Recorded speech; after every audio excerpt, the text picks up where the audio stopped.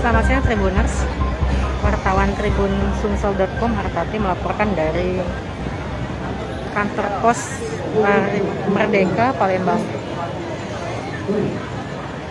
Kementerian Sosial menyalurkan bantuan sosial pangan tahun 2022 periode tahap 1 untuk 3 bulan Januari hingga Maret di kantor pos. Penyaluran ini dilakukan sejak 22 Februari lalu hingga hari ini. Ini yaitu tanggal percepatannya ya. Jadi Tribun Sumsel sudah sempat mewawancarai Deputi Eksekutif General Manager Kantor Pos PT Pos Kantor Cabang Utama Palembang, Muharrem Mansa,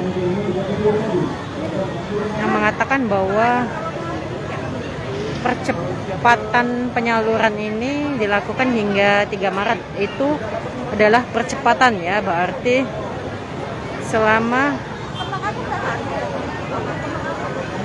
pemerintah belum menarik dana ini atau memastikan bahwa dana ini selesai dibagikan, berarti masih ada kesempatan bagi penerima manfaat yang belum mengambil untuk tetap mencairkan dana ini. Nah, jadi pencairan ini dilakukan, dipoto penerimanya, tanda tangan, dan memastikan bahwa itu tepat sasaran kepada penerima. Dan PT Pos memastikan bahwa penerima ini murni menerima uang ya, untuk 3 bulan. Jadi 1 bulannya 200.000, 3 bulan 600.000, dan tidak ada paksaan untuk membeli sembako di toko atau warung manapun. Jadi PT Pos tidak bekerja sama atau memaksa penerima manfaat untuk membeli sembako di warung atau toko manapun ya.